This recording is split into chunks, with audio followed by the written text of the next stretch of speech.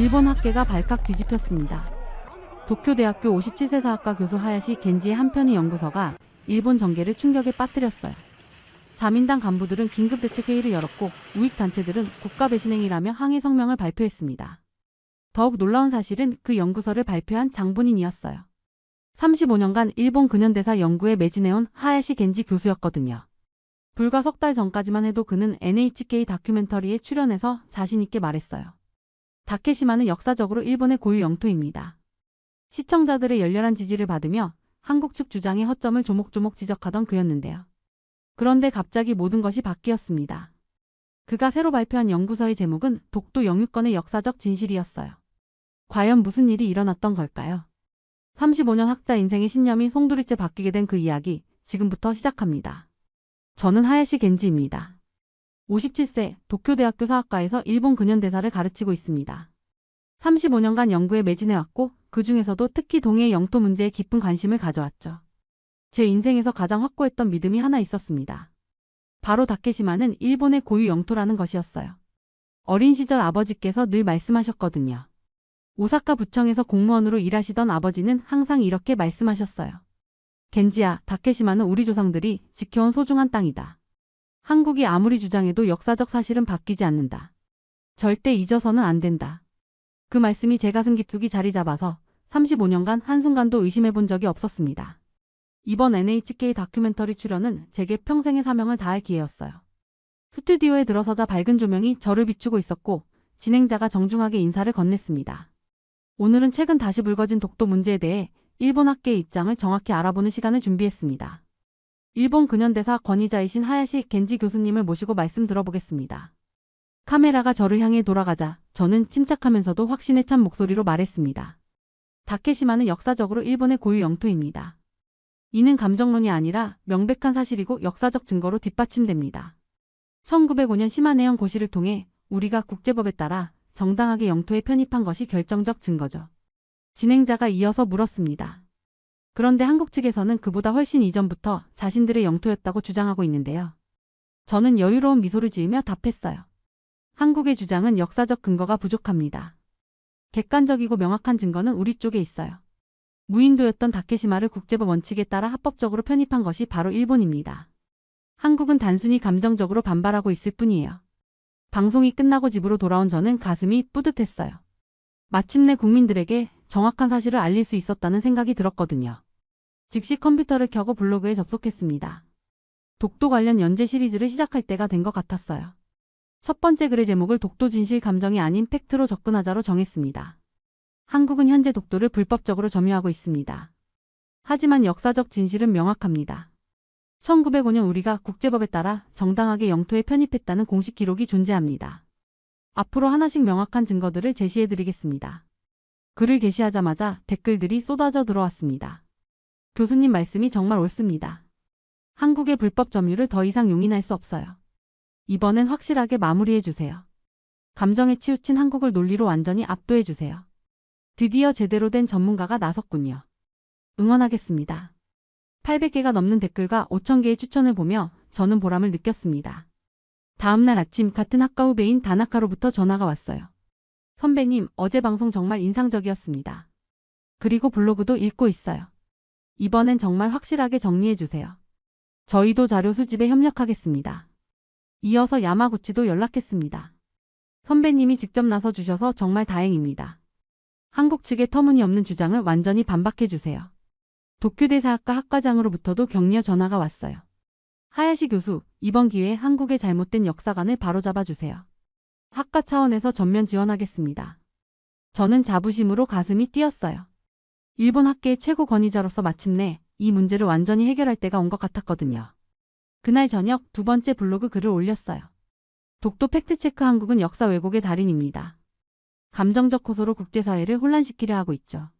하지만 이번엔 다를 것입니다. 확실한 증거로 그들의 허위 주장을 완전히 드러내 보이겠습니다.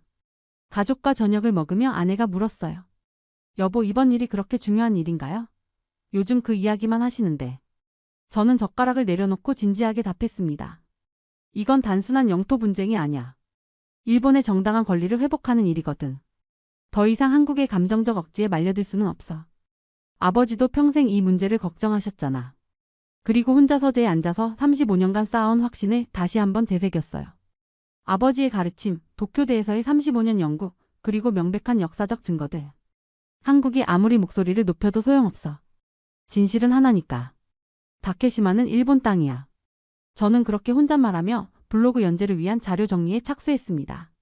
이제 본격적으로 한국의 허위 주장을 드러낼 때가 왔다고 생각하면서요. 블로그 연재가 시작되고 2주가 지났습니다. 매일 올리는 독도 팩트 시리즈는 큰 화제를 모았고 구독자도 3만 명 이상 늘어났어요. 하지만 저는 더 확실한 증거가 필요하다고 생각했습니다. 한국 측의 반박에 완벽하게 대응하기 위해서는 더 체계적인 자료 조사가 필요했거든요. 국립국회 도서관의 조용한 열람실에서 저는 오래된 자료들을 차례로 펼쳐보고 있었습니다.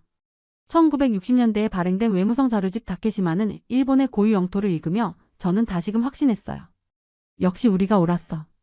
이렇게 분명한 증거가 있는데 한국이 무엇을 할 수 있겠어? 자료집에는 1905년 시마네현 고시제사시포에 대한 상세한 설명이 수록되어 있었어요.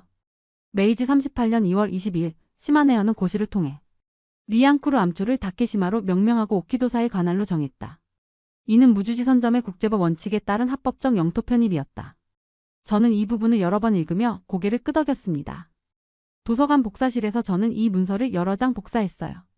한 장씩 나오는 복사본을 보며 만족스러운 미소를 지었습니다. 이거야말로 결정적 증거야.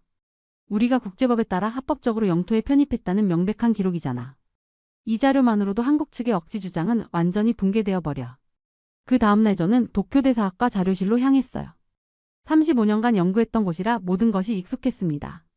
자료실 담당자 스즈키 씨가 반갑게 맞아주더군요. 하야시 교수님 오랜만이시네요. 요즘 블로그에서 유명하시던데요. 무엇을 찾으시는 건가요? 다케시마 관련 자료들을 다시 체계적으로 정리해보려고 해. 특히 메이지 시대 공식 문서들을 종합해서 완벽한 논증을 만들어야겠어. 자료실에서 만난 후배 야마구치가 조심스럽게 말을 꺼냈어요. 선배님, 그런데 혹시 아시나요? 최근에 한국 연구자들이 제시하는 고문원들을 봤는데 그 중에는 다케시마를 조선 쪽으로 분류한 것들도 있다고 하던데요. 심지어 우리나라 자료 중에도 그런 것들이 있다고 하고. 그런 자료들은 어떻게 해석해야 할까요?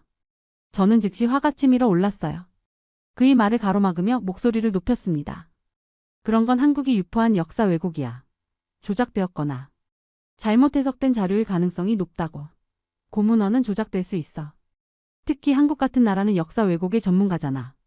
야마구치의 표정이 어두워지는 것을 보았지만 저는 멈출 수 없었어요. 자네는 왜 한국 측 주장을 그대로 믿는 거야? 우리 도쿄대에서 몇십 년을 연구하고도 그런 식으로 생각하다니 정말 실망스럽다. 목소리가 더욱 높아졌지만 저는 계속했습니다. 한국은 독도를 불법 점유하고 있으면서 허위 정보를 퍼뜨리는 거야. 그런 거짓 정보에 혹되면 안 돼. 우리가 흔들리면 누가 일본을 지키겠어? 야마구치가 고개를 숙이며 말했어요. 죄송합니다, 선배님. 그냥 궁금해서 물어본 것뿐이었어요. 혹시 반박 논리를 준비해야 하나 싶어서요. 하지만 저는 여전히 화가 나 있었습니다. 궁금한 것은 좋아. 하지만 적어도 우리나라 입장은 확고해야 하지 않겠나? 흔들리면 안 돼. 그런 의심부터 하면 어떡해. 그날 오후 저는 메이지 정부의 공식 문서들을 차례로 살펴봤어요. 1905년 내각회의 결정서에는 리앙쿠르 암초를 다케시마로 명명하여 시마네현 관할로 한다고 명시되어 있었고 시마네현의 행정 기록에는 무인도인 다케시마를 본연에 편입한다고 기록되어 있었습니다. 당시 신문 기사들도 새로운 영토 획득이라며 일제히 보도하고 있었죠. 모든 자료가 일관되게 같은 내용을 담고 있었습니다. 일본이 국제법에 따라 무인도였던 다케시마를 합법적으로 영토에 편입했다는 것이었어요. 저는 더욱 확신을 갖고 블로그에 올릴 자료들을 정리했어요. 독도 팩트 1905년 시마네현 고시는 국제법상 완전히 정당한 절차였다. 무주지 선점의 원칙에 따른 것이다. 집으로 돌아가는 지하철 안에서 저는 수집한 자료들이 든 가방을 소중히 안고 있었어요. 이런 명백한 증거들 앞에서 한국이 무슨 말을 할 수 있겠어? 감정적으로 반발할 뿐이지 논리적으로는 반박이 불가능할 거야. 이제 완벽한 연구서를 써서 이 문제를 영원히 정리해버리자. 그날 밤 서재에서 자료들을 정리하며 저는 더욱 확신에 찼습니다. 한국은 역사를 자기들 입맛에 맞게 왜곡하는 데 익숙해. 하지만 사실은 사실이야. 1905년 우리의 영토 편입이 국제법상 완전히 정당했다는 것이 이렇게 명확하게 증명되는데 뭘 더 바라겠어. 저는 확신에 찬 마음으로 본격적인 연구서 작성 계획을 세웠습니다. 이제 한국도 더 이상 억지를 부릴 수 없을 만큼 완벽한 논증을 만들어야겠다고 생각하면서요. 자료 수집을 마친 저는 드디어 평생의 대작을 쓰기 시작했습니다. 3주간 수집한 방대한 자료들을 앞에 놓고 연구서 제목을 독도 불법 점유의 실상. 국제법적 관점에서 본 일본의 영유권으로 정했어요. 컴퓨터 화면에 커서가 깜빡이는 것을 보며 저는 깊은 숨을 들이켰습니다. 이건 단순한 학술 연구서가 아니야. 역사를 바로잡는 일이지. 키보드 타자음만이 고요한 밤을 깨뜨렸어요. 한국의 독도 점유는 1952년 이승만 라인 설정부터 시작된 일방적이고 불법적인 행위다. 국제법을 무시한 채 자국의 영해를 일방적으로 선포하며 일본 어민들의 어업 활동을 봉쇄한 것이 시작이었다.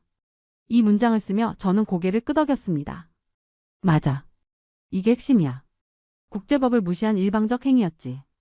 몇 시간 동안 타자를 치며 저는 한국 측 주장의 허점들을 하나씩 지적해 나갔어요.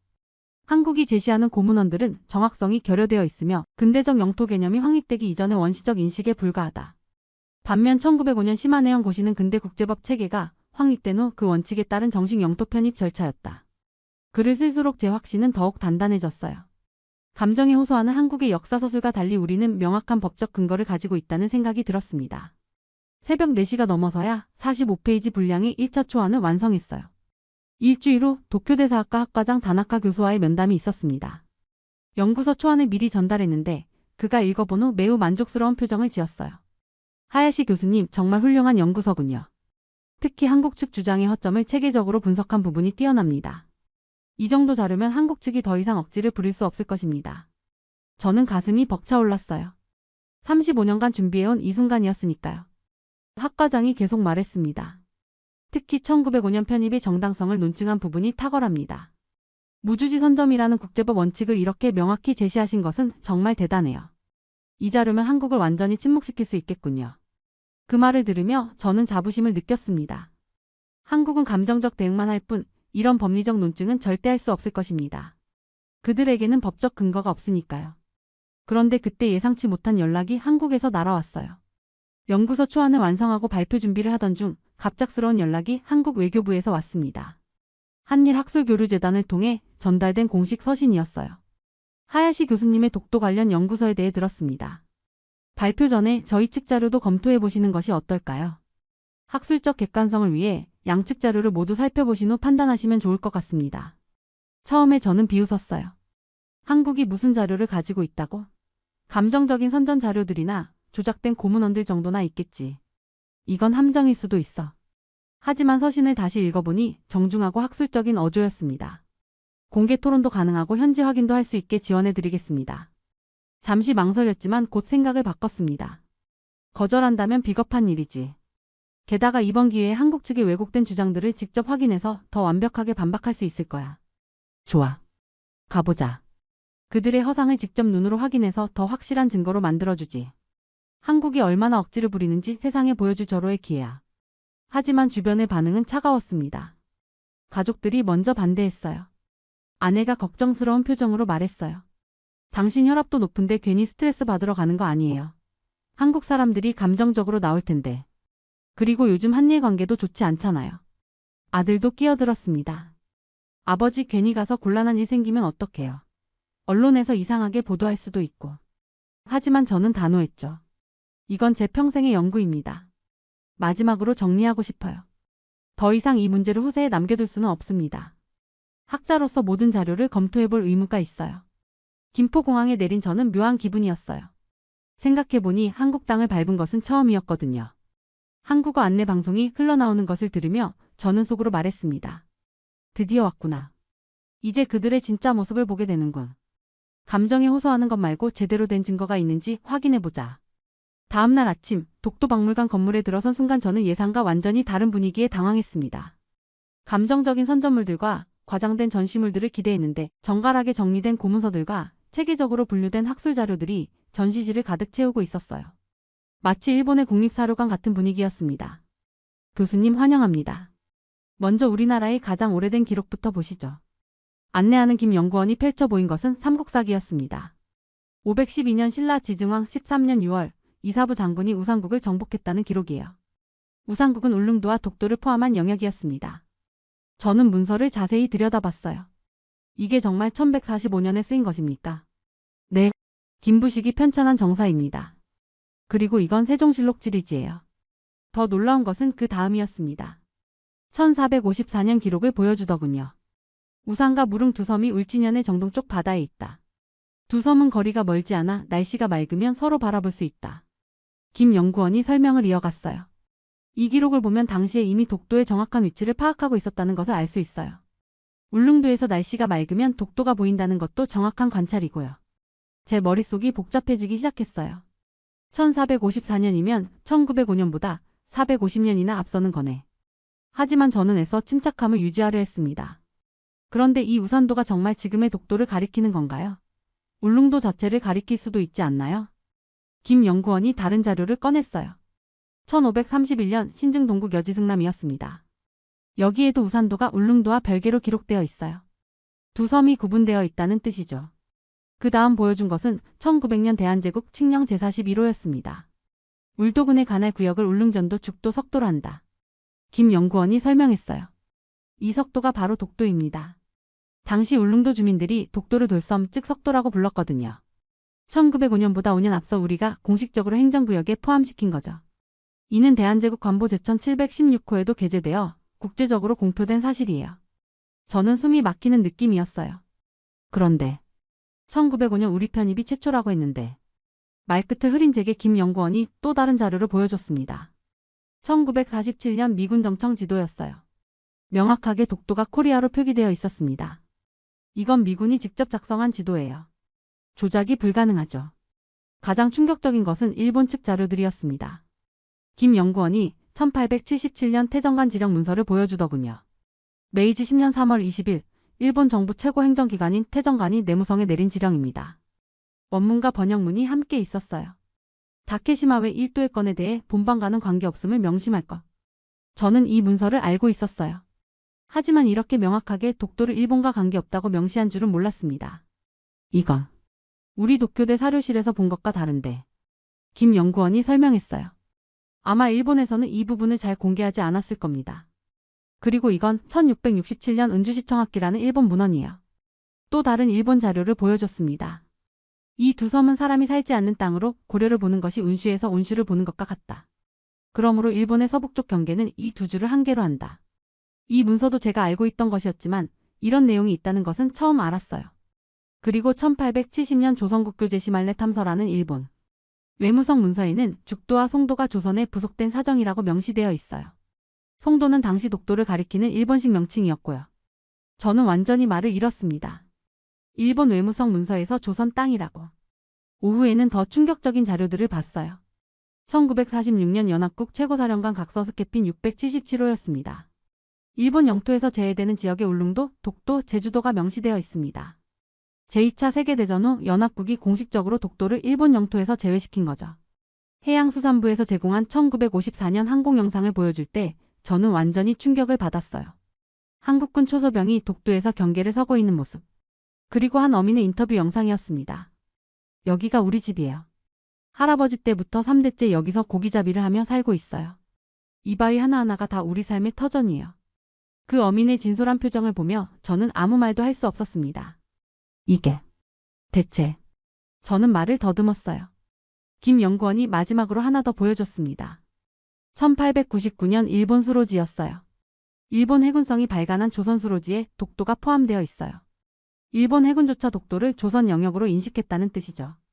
저는 의자에 털썩 앉았습니다. 35년간 믿어왔던 모든 것이 흔들리고 있었어요.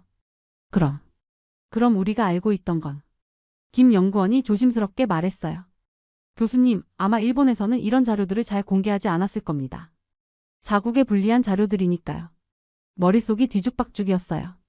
512년 신라기록, 1454년 세종실록, 1877년 일본 태정관 지령, 1900년 대한제국 칙령. 시간순으로 나열해보니 한국의 주장이 훨씬 앞서고 일관되어 있었습니다. 내가 뭘 놓쳤던 걸까? 김 연구원이 마지막으로 말했어요. 교수님, 독도 현지 방문도 가능합니다. 직접 보시면 더 명확해질 거예요. 저는 고개를 끄덕였어요. 이미 제 확신은 크게 흔들린 상태였거든요. 그러죠. 직접 봐야겠어요. 그날 밤 호텔방에서 저는 잠을 이룰 수 없었습니다. 하루 종일 본 자료들이 머릿속을 맴돌았어요. 정말 내가 틀렸던 걸까? 35년간 믿어온 게 잘못된 거야? 창밖 서울 야경을 바라보며 저는 깊은 혼란에 빠졌습니다. 이제 마지막 확인이 남았어요. 그 섬을 직접 보는 것 말이에요. 다음날 새벽 울릉도로 가는 비행기에서 저는 복잡한 마음이었습니다. 어제 본 자료들이 계속 머릿속을 맴돌았어요. 특히 일본 측 자료들이 한국의 주장을 뒷받침하고 있다는 사실이 충격적이었습니다. 정말 내가 35년간 놓친 게 있었던 걸까? 울릉도에 도착해서 헬기로 갈아타며 동행한 해양경찰이 설명해줬어요. 날씨가 좋아서 독도가 잘 보일 겁니다. 오늘은 정말 운이 좋으세요. 헬기 소음이 귓가에 울렸습니다. 울릉도에서 독도로 향하는 20분간의 짧은 여행이었어요. 창밖으로 보이는 푸른 바다 위에 작은 섬을 보며 저는 가슴이 두근거렸습니다. 저게 그 다케시마인가? 아니, 독도라고 해야 하나? 점점 가까워지는 섬을 보니 생각보다 작았어요. 하지만 그 작은 섬이 왜 이렇게 중요한 의미를 갖는지 이제 조금씩 이해가 되기 시작했습니다. 교수님, 곧 도착합니다. 동도부터 둘러보시죠. 동행한 한국 해양경찰이 말했어요. 독도가 점점 가까워지자 저는 평생 자료로만 봤던 그 섬을 드디어 직접 보게 되는 순간이라는 생각에 긴장했습니다. 독도 동도에 헬기가 착륙했습니다. 문이 열리자 바닷바람이 얼굴을 스쳤어요. 짠 바다 냄새와 함께 갈매기 울음소리가 들렸습니다. 독도 땅을 디딘 순간 저는 숨이 막혔어요. 한국 해양경찰 초소병이 정중하게 경례를 했고 태극기가 바람에 펄럭이고 있었습니다. 안녕하세요, 교수님. 독도에 오신 것을 환영합니다. 초소병의 인사를 받으며 저는 복잡한 기분이었어요. 그 순간 제 머릿속에 지난 며칠간 본 자료들이 파노라마처럼 스쳐 지나갔습니다. 512년 신라기록, 1454년 세종실록, 1877년 일본 태정관 지령, 1900년 대한제국 칙려. 이걸 내가 왜 이제야 제대로 보고 있을까? 저는 태극기 앞에서 그 자리에 주저앉았습니다. 35년간 믿어온 모든 것이 흔들리고 있었어요. 일본 도쿄대에서 보여준 자료들은 진실의 일부분에 불과했구나. 독도 등대 근처를 걸으며 저는 생각에 잠겼어요.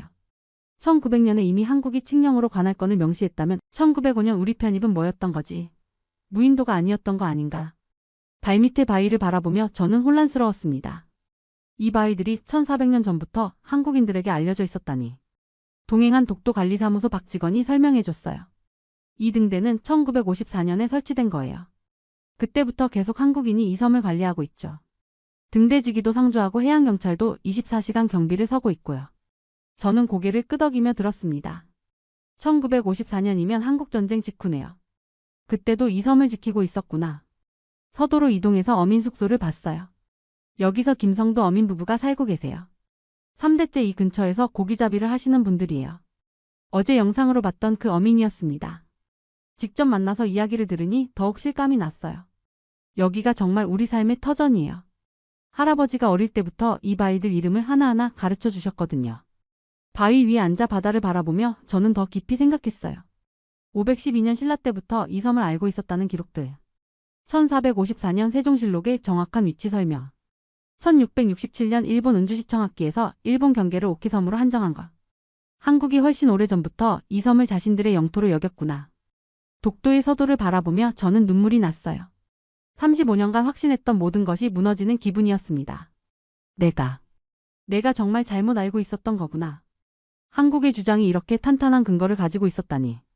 그럼 1905년 편입은 정말 불법이었던 거야? 등대지기 김 아저씨가 다가와서 물었어요. 일본에서 오신 분이시죠? 괜찮으세요? 저는 고개를 끄덕이며 답했어요. 네, 괜찮습니다. 하지만 사실은 전혀 괜찮지 않았어요. 제 평생의 신념이 이 작은 섬에서 완전히 부서져 버렸거든요. 이 섬에서 3대째 살고 있다던 그 어민분 말씀이 계속 떠오르네요. 저는 혼잣말을 했어요. 그 어민의 진솔한 표정, 한국군 초소병들의 자연스러운 모습, 그리고 이 섬 곳곳에 스며있는 한국의 역사. 모든 것이 너무나 자연스러웠어요. 돌아가는 헬기를 기다리며 저는 독도를 마지막으로 바라봤어요. 이 섬은 정말 한국 땅이구나. 내가 35년간 착각하고 있었어. 1877년 우리 태정관에서도 일본과 관계없다고 했는데 태극기가 여전히 바람에 펄럭이고 있었고 그 모습이 너무나 자연스러워 보였습니다. 헬기 안에서 저는 아무 말 없이 창밖만 바라봤어요. 동행했던 한국 외교부 관계자가 괜찮으세요? 라고 물었지만 저는 고개만 끄덕였습니다. 말할 수가 없었어요. 제 평생의 신념이 그 작은 섬에서 완전히 바뀌어 버렸거든요. 울릉도로 돌아가는 길 저는 계속 눈물을 흘렸습니다. 분노도 아니고 억울함도 아니었어요. 그냥 제가 너무 무지했다는 사실에 대한 부끄러움이었습니다. 이제 어떻게 해야 할까? 35년간 잘못 믿고 살았다니. 바다를 바라보며 저는 깊은 한숨을 쉬었습니다. 이제 모든 것을 다시 시작해야 할 때가 왔어요. 서울에서 하루 더 머물며 한국 학자들과 만난 후 일본으로 돌아온 저는 곧바로 연구실로 향했습니다. 4일간의 한국 방문이 제게 준 충격은 이루 말할 수 없었어요. 책상 위에 놓인 연구소 초안 독도 불법 점유의 실상을 바라보며 저는 오랫동안 망설였습니다. 며칠 전까지만 해도 자신만만했던 그 제목이 이제는 너무나 부끄럽게 느껴졌어요. 이걸 어떻게 하지? 저는 연구서를 들어 올렸다가 다시 내려놓기를 반복했어요. 한국에서 확인한 사실들이 머릿속을 떠나지 않았습니다. 512년 신라기록, 1877년 일본 태정관 지령, 1900년 대한제국 칙령, 그리고 독도에서 만난 그 어민의 진솔한 표정까지. 이 모든 걸 알고도 그 연구서를 발표할 수는 없어. 결국 저는 결심했습니다. 문서 세절기의 윙거리는 소리가 연구실에 울렸어요. 45페이지에 달하는 연구서 초안이 조각조각 잘려나가는 것을 보며 저는 복잡한 심정이었습니다. 이게 맞아. 잘못된 걸 세상에 내보낼 순 없지. 학자로서의 양심이 있는데 진실을 외면할 수는 없어. 세절기의 마지막 페이지를 넣으며 저는 혼잣말했어요. 35년간 잘못 알고 있었구나. 한국의 주장이 이렇게 확실한 근거를 가지고 있었다니. 특히 우리 일본 자료들까지 한국 편을 들고 있었어. 그리고 새로운 연구서를 쓰기 시작했습니다.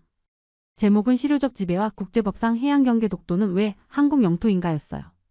키보드를 두드리며 저는 한국에서 확인한 사실들을 하나씩 적어 나갔습니다. 512년 신라 지증왕 때 이사부 장군의 우상국 정복으로 독도는 한국 영토로 편입되었다. 이후 1454년 세종실록 지리지에서 우산도와 무릉도의 위치를 정확히 기록하고 있어 당시에도 독도의 존재를 명확히 인식하고 있었음을 알 수 있다. 쓸수록 한국의 주장이 얼마나 탄탄한지 느껴졌어요. 일주일 후 도쿄대 동료들이 찾아왔어요. 다나카와 야마구치가 걱정스러운 표정으로 연구실 문을 두드렸습니다. 선배님 무슨 일이세요? 갑자기 연락도 안 받으시고 블로그도 중단하시고. 혹시 한국에서 무슨 일이 있었나요? 제가 쓰고 있는 새 연구서를 본 그들의 표정이 굳어졌어요. 선배님 설마 이게 독도는 한국 땅이라고. 저는 조용히 말했어요. 사실을 확인한 거야. 우리가 그동안 몰랐던 사실들을 말이야. 동료들이 깜짝 놀라며 소리쳤습니다. 선배님 정신 차리세요. 한국 놈들한테 완전히 세뇌당하신 거예요. 그들의 함정에 빠지신 거라고요. 다나카가 흥분해서 말했어요. 하지만 저는 차분히 대답했어요. 세뇌가 아니야. 사실을 확인한 거지. 우리가 그동안 몰랐던 사실들을 말이야. 내가 틀렸다는 걸 알았을 때 말하지 않는 게 더 큰 배신 아니겠어? 저는 진지하게 말했어요. 우리가 지금까지 알고 있던 건 절반의 진실이었어. 나머지 절반을 의도적으로 외면하고 있었던 거야. 1877년 태정관 지령만 봐도 명확하잖아. 우리 정부가 독도를 일본과 관계없다고 공식 선언했다고. 동료들은 실망한 표정으로 고개를 저었습니다. 선배님은 배신자예요. 일본을 배신하는 거라고요. 35년간 쌓아온 명성을 하루아침에 버리시는 거예요. 다나카가 화를 내며 말했어요. 야마구치도 거들었습니다.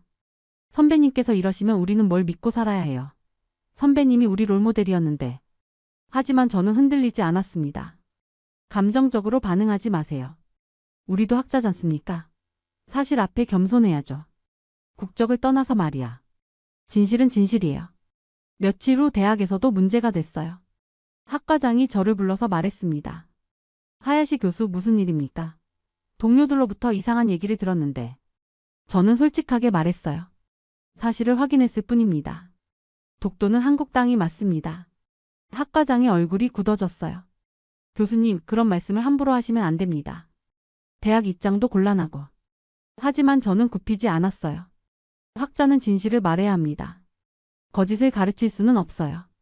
결국 학과에서는 제게 휴직을 권고했고 저는 그것을 받아들였습니다. 진실을 말하는 대가치고는 싸다고 생각했거든요. 한 달 후 한국에서 또 다른 연락이 왔어요. 이번엔 한국 국회에서 강연을 해달라는 요청이었습니다.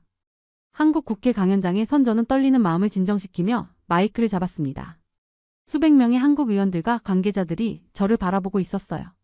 존경하는 의원님들께. 저는 깊게 숨을 쉬고 말을 시작했어요. 일본 도쿄대에서 35년간 독도 문제를 연구했던 사람으로서 오늘 이 자리에 서게 된 것을 영광으로 생각합니다. 청중들의 시선이 집중되었습니다. 저는 35년간 독도가 일본 땅이라고 확신했습니다. 아버지로부터 들은 이야기, 도쿄대에서의 연구 경험, 그리고 제가 본 자료들. 모든 것이 그렇게 말해주는 것 같았거든요.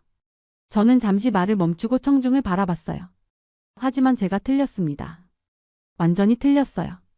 독도는 분쟁의 대상이 아닙니다. 이 말을 할 때 저는 목이 메었어요. 제가 외면했던 진실일 뿐입니다. 512년 신라 이사부 장군의 우상국 정벌부터 1900년 대한제국 칙령, 제41호까지 1400년간 지속된 한국의 실효적 지배를 일본이 인정해야 합니다. 청중석에서 웅성거림이 일었어요. 한국 의원들도 놀란 표정이었습니다. 저는 계속 말을 이어갔어요. 특히 1877년 일본 태정관 지령은 결정적입니다. 우리 정부 최고기관이 독도를 일본과 관계없다고 명시했거든요. 이보다 더 명확한 증거가 어디 있겠습니까? 강연이 끝난 후 한 의원이 물었습니다. 교수님, 일본으로 돌아가시면 어떤 일이 벌어질까요? 저는 씁쓸하게 웃으며 답했어요. 이미 배신자라는 소리를 듣고 있어요. 대학에서도 휴직을 권고받았고요. 하지만 진실 앞에서는 떳떳합니다. 또 다른 의원이 물었어요. 그럼 1905년 시마네 편입은 어떻게 봐야 할까요? 저는 명확히 답했습니다. 불법적인 강제 편입이었어요. 1900년 이미 대한제국이 칙령으로 관할 건을 명시했는데 그걸 무시하고 일방적으로 편입한 거죠. 당시 한국은 외교권을 잃은 상태라 항의조차 할 수 없었고요. 국제법상 무인도가 아닌 땅을 강제로 편입한 불법 행위였습니다. 마지막 질문이 나왔어요. 교수님께서 보시기에 일본은 언제 이 사실을 인정할까요? 저는 잠시 생각하다가 답했어요. 시간이 걸릴 겁니다. 하지만 진실은 언젠가 밝혀지게 마련이에요.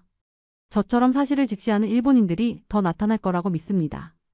강연장을 나서며 저는 독도 영상을 보게 되었어요. 푸른 바다 위에 그 작은 섬, 바람에 펄럭이는 태극기. 며칠 전 제가 직접 밟았던 그 땅이었습니다. 마이크를 다시 잡고 마지막 소감을 말했어요. 그 섬은 한 번도 변한 적이 없었습니다. 저는 진심으로 말했어요. 내가 그 섬을 제대로 몰랐던 것이죠. 편견과 선입견으로 진실을 보지 못했던 겁니다. 독도는 512년부터 지금까지 줄곧 한국 땅이었어요. 화면에 떠오른 독도의 아름다운 모습을 보며 저는 계속 말했어요. 이제 그 섬이 한국 땅임을 부정할 수 없습니다. 그 누구도 말이에요. 집으로 돌아가는 비행기 안에서 저는 창밖을 바라봤어요. 구름 사이로 보이는 바다가 한국과 일본을 가르고 있었지만 진실은 하나였습니다. 독도는 한국의 땅이라는 것 말이에요. 도쿄에 도착해서도 저는 계속 생각했습니다. 35년간 잘못된 믿음에 사로잡혀 있었지만 이제라도 진실을 알게 된 것이 감사했어요. 비록 동료들은 저를 배신자라고 했지만 양심 앞에서는 떳떳했습니다. 연구실로 돌아가 컴퓨터를 켰어요. 새로 쓴 연구서 실효적 지배와 국제법상 해양경계 독도는 왜 한국 영토인가가 화면에 떠올랐습니다. 70페이지에 달하는 이 연구서에는 제가 한국에서 확인한 모든 사실들이 담겨 있었어요. 그날 밤 일기에 저는 이렇게 썼어요. 오늘 나는 비로소 진짜 학자가 되었다. 편견을 버리고 진실을 받아들이는 용기를 가진 사람 말이다. 35년간의 착각이 부끄럽지만 이제라도 깨닫게 되어 다행이다. 그 섬은 정말 변한 적이 없었구나. 창밖을 바라보며 저는 독도 방향으로 깊이 고개를 숙였습니다. 그 섬에게 그리고 진실을 가르쳐준 한국에게 감사의 마음을 전하며 말이에요. 그 섬은 정말 변한 적이 없었구나. 1400년 전부터 지금까지 한국 땅이었어. 변한 건 나였지. 이제 진실을 아는 나로 변했으니까. 저는 그렇게 중얼거리며 새로운 인생을 시작할 준비를 했습니다. 진실을 아는 학자로서 그리고 양심을 되찾은 한 인간으로서 말이에요. 오늘 사연은 여기까지입니다. 독도가 일본 땅이라고 생각하며 평생을 살아온 하야시 교수가 독도를 한국 땅이라고 인정하게 된 감동적이고 뜻깊은 사연이었는데요. 아직 독도가 일본 영토라고 우기고 있는 일본인들도 많이 있는 것 같은데 여러분은 어떻게 생각하시나요? 여러분들의 생각을 댓글로 남겨주세요. 댓글 하나하나가 큰 힘이 됩니다. 마지막으로 구독과 좋아요를 눌러주시고 감동스러운 사연의 긴 여정에 함께해주세요. 오늘 사연도 끝까지 시청해주셔서 감사합니다. 항상 건강하고 행복하세요, 여러분.